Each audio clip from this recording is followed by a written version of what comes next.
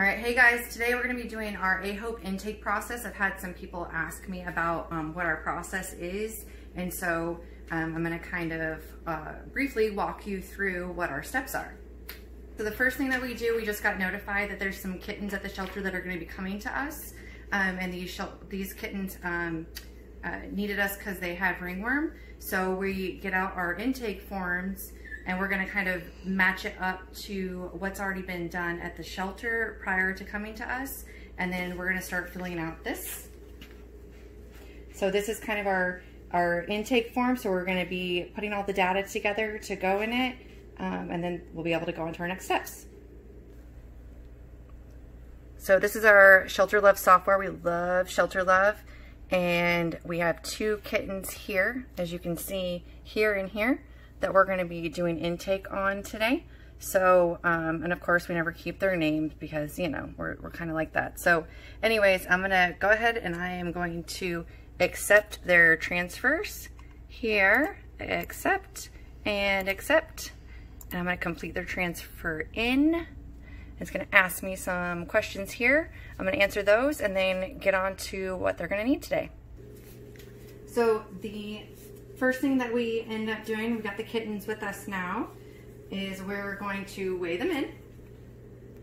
We have 2.24. We always communicate whenever we're doing intake, so others who are writing it down and paying attention can help us in case we forget anything.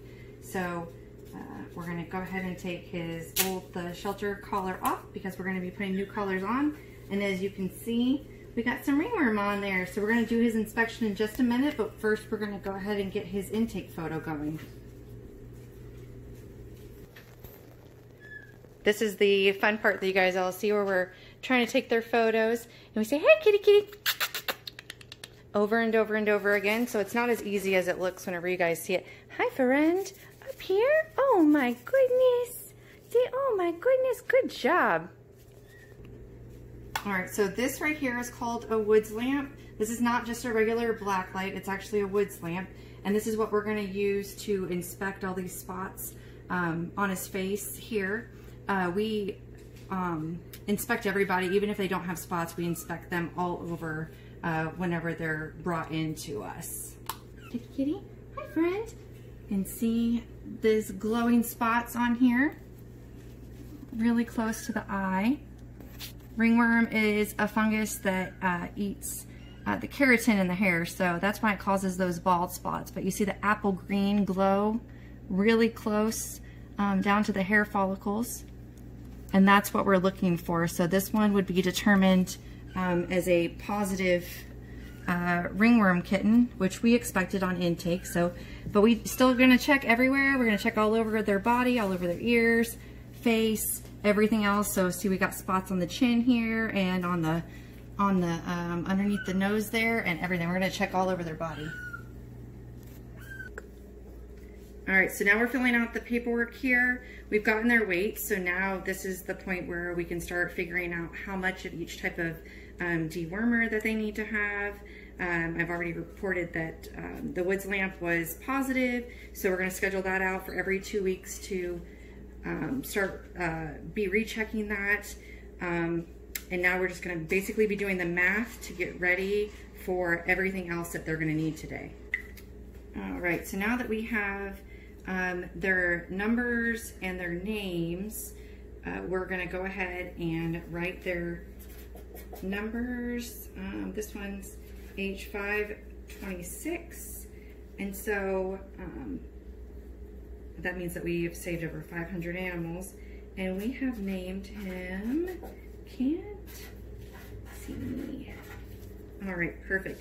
So this is this is tab bands. So we use these to put on our kitties and puppies and whomever, so we can label them, and then their colors identify what sex they are. And just so you're aware, because we're dealing with ringworm, I switch out my gloves every time before I do something. So I handled the kitten, those gloves came off, and now I'm on to new gloves. So we do switch those out so I can touch all of this stuff beforehand, and then I can handle the kitten that has the ringworm, and then I'll switch them out if I go back to doing anything else again.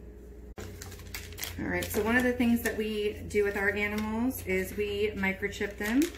We cannot microchip general public animals, but we can microchip our own animals, and safely, of course. Pretty much I am the only one that does the microchipping of animals. So we are going to, I wrote the name on there and then the number just to make sure that there's no mistakes whenever we're organizing it for later. This is the microchipping device, and we're going to put the sticker from one of them on the bottom, and then the bottom sticker from the other one on our intake paperwork that we discussed a little bit ago.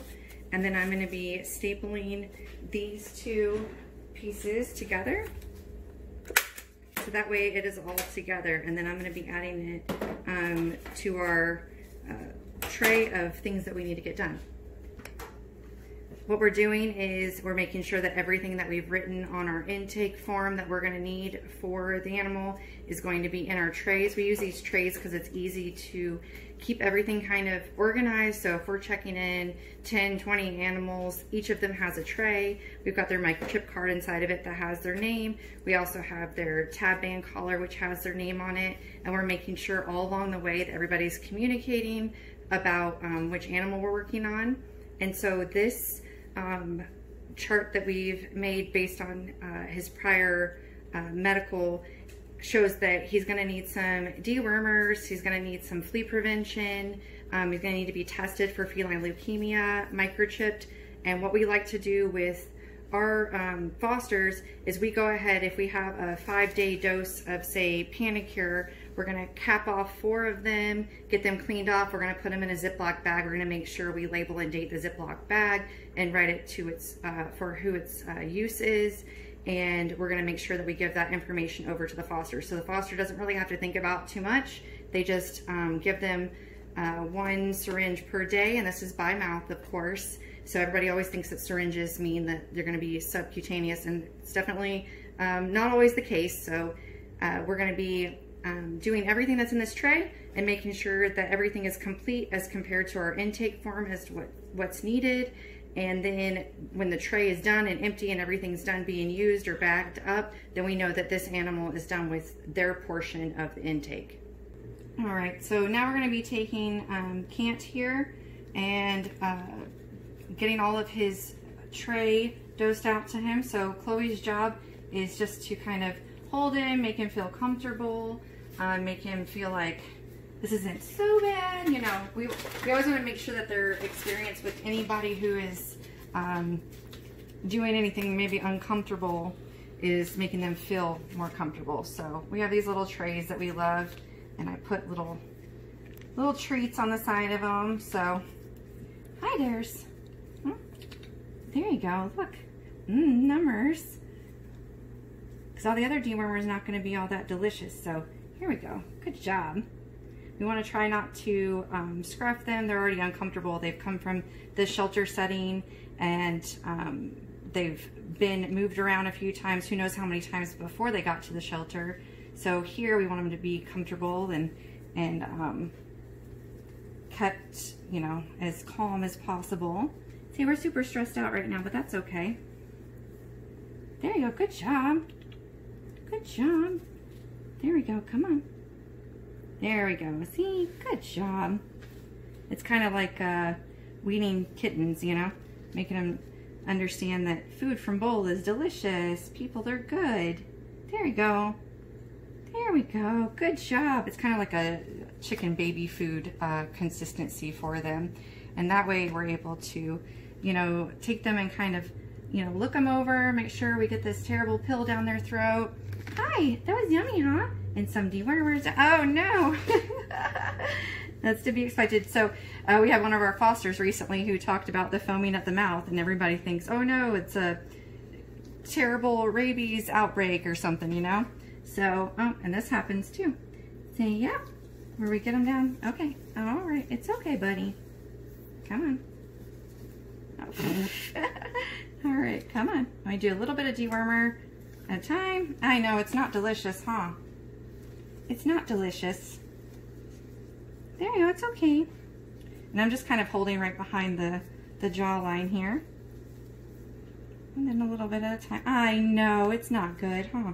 Let's throw it down some, I don't know what this flavor is. Oh, chicken. It's usually chicken or tuna. There we go. Come on. Gotta swallow some of it. And this is just regular dewormer. That's why it's just not delicious. It's not delicious, huh? Foaming is fine. You know, it's dewormer, so we do a couple days worth of doses, so make sure we cover everything. And plus, they've been dewormed before. Kittens should be dewormed every 2 weeks up until the time that they're 16 weeks. So it's definitely not harmful for them. It's just to be assumed that they all have worms whenever they're living in that kind of environment.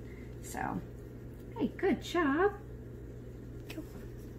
All right, now that we know that we've gotten everything done that's in his tray, we're going to be moving on to what we use is a new mousse for ringworm, and it seems to work really well. We do an oral antifungal, and we also do the topical. We always did lime sulfur, and we still might, you know, if it's still a pretty hard case, but this one I can actually sniff and it's not so bad. So we like to use things that are a little bit easier. Hi there, easier on them too, huh? So we don't have to get them all wet or anything. We can just, I'm using a cotton ball right now, and we're just trying to get in there really good, making sure we don't get it in their eyes. I know. We're just making sure that everywhere is covered and we keep it coated. And this stuff we use every day. So for our little crunchy muffins, huh? Crunchy muffins, huh? And we just make sure it's wet everywhere. And we'll get it a little bit better as we go on. Huh, buddy? And then we'll send it home with the foster, and the foster will treat them every day with the mousse and all the parts where there's ringworm at. And then we'll scan with the Woods lamp every 2 weeks. You look so unhappy. I'm sorry. You look so unhappy. I know, I just put that yuckiness on your face, huh? But that's pretty much it, you know? Hi. Hi. So this beautiful, sweet boy is now ready to go into his foster home. We'll send him with all the supplies that they need. Huh, Bubby? Yes? Even though he's a big, wet panther face, he's good to go. And we will set the foster up for success. We'll check on them every 2 weeks. They'll come for check-in, and we'll get them fixed whenever everything is passed. And then they will be ready to go to their new homes. Now, we do promote Crunchy Muffin adoption, so we send you home with everything that you need, including the oral meds and the topical meds. And you can get a discounted adoption by adopting one of our Crunchy Muffins, because they're so sweet and they're so loving, and ringworm is not a scary thing, huh? Huh? I'm not gonna kiss you, but it's not a scary thing, huh? That's not a scary thing, huh? Okay, all right, thanks for watching our intake.